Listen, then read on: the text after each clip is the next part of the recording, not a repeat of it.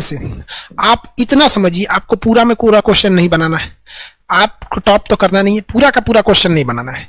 जो क्वेश्चन सबसे पहले इजी हो, जो एकदम इजी हो, इसे बनाना है, चाहे वो जिस भी सब्जेक्ट का हो, इसे बनाना है। उसके बाद मीडियम को बनाना है। सबसे पहले इजी, उसके बाद मीडियम। हार्ड पे नो वर्क। इस पे वर्क करेंगे तो बर्बाद हो जाएंगे, इसलिए इस पे वर्क नहीं करना है। आपको यही रिजल्ट दिलाता है। इवन आपको देखिए रिजल्ट कैसे होता है। एक क्वेश्चन होता है इजी, एक होता है मीडियम, एक होता है हार्ड। लड़का फेल होता है इसके चक्कर में। ये सब लोग बना लेते हैं और जो इन दोनों को बना लिया रिजल्ट हो जाता है।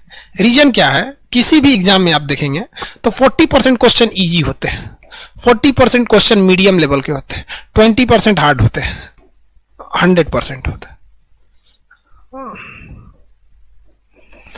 आप अगर इन दोनों को लेके चलते हैं ना तो 80% यही होता है। किसी भी एग्जाम के प्री को पास करने के लिए आपके पास 65% नंबर है, आप जीत जाएंगे, उस एग्जाम को पास कर जाएंगे। 65% चाहिए आपके पास, 65 से 70 बहुत हो गया। तो आपको हार्ड वाले पे नहीं जाना है। हार्ड वाले पे आप तुक्का का प्रयोग कर सकते हैं। रीजन क्या है कि तुक्का में माइनस मार्किंग बहुत कम के बराबर होता है, 1/3, तो ज्यादा नहीं होता है। लेकिन इसे सॉल्व करने की कोशिश करके अगर फंसिएगा तो फिर ये आपकी बेवकूफी है। आप इन दोनों को सिक्योर कर लेंगे तो आसान हो जाएगा। पहला चीज देखिए, हम सबको यही कहते हैं बाबू कि आप डराने के पे न रहिए। बहुत से स्टूडेंट आपके सीनियर आपको डरा देंगे, वो वही सीनियर डराते हैं जो इनका खुद का रिजल्ट नहीं हुआ। आप किसी भी एग्जाम को देख लो, इसी में सक्सेस होते हो। समझ आ गया? हम आपको तो कहते हैं ना कि यूपीएससी में भी तुक्का चलता है, उसके भी तरीके होते हैं। यूपीएससी उसी एग्जाम उसी लड़के का हो सकता है ना जिसने फिक्स कर लिया है कि हमें ये चीज नहीं पढ़ना है, उसका यूपीएससी हो जाएगा, आईएएस भी हो जाएगा उसका। लेकिन उसी लड़के का आईएएस कभी नहीं हो सकता है जो साला ये सोच ले कि हमको सब पढ़ना है, कहीं से नहीं छोड़ना है। उसको कभी नहीं हो सकता। लिख के रख लो कि वो इंसान कभी यूपीएससी या पीसीएस का एग्जाम, चाहे वो बिहार पीसीएस हो या जेपीएससी हो या मध्य प्रदेश, कभी नहीं निकाल सकता वो पीसीएस का भी एग्जाम, जिसने ये सोच लिया हमें सब पढ़ना। हमें नहीं पढ़ना है, हमको नहीं पढ़ना है ये चीज, बस आपका रिजल्ट होगा। रीजन क्या है यार कि 20% के चक्कर में हम अपना 80% क्यों गवाएंगे? और आपको एक जान के ताजुब होगा, ये 20% है ना, इसमें अगर आप तुक्का मारिएगा तो कम से कम 5% सही हो जाएगा।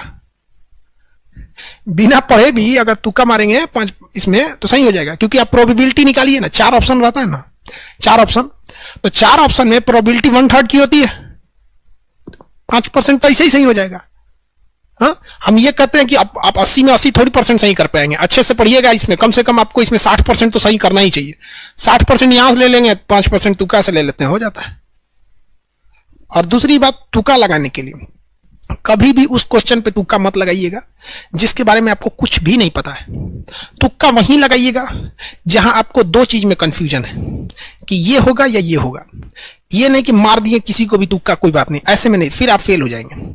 आप हार्ड क्वेश्चन में उसको तुक्का लगाएंगे जिसमें 2 में कंफ्यूजन है, जिसमें टोटल में कंफ्यूजन या क्वेश्चन समझ में नहीं आ रहा है कि जो इसी चीज का मतलब कौन सब्जेक्ट का है, उस पर तुक्का नहीं लगाना है आपको। आप समझ रहे हैं हम क्या कर रहे हैं?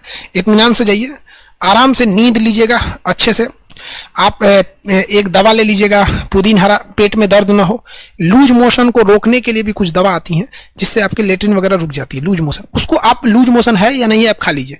रीजन क्या है कि जब हम एग्जाम में बैठने जाते हैं ना तो थोड़ा सा अपने से पेट और गड़बड़ होने लगता है, सब लोग का थोड़ा सा ब्लड प्रेशर वगैरह बढ़ जाता है। खा लीजिए, शांति से रहेंगे यहाँ पे एग्जामिनेशन हॉल में, आराम से रहिएगा। सबसे पहले इत्मीनान से अपना रोल नंबर ये सब चीज़ों को भर लेंगे।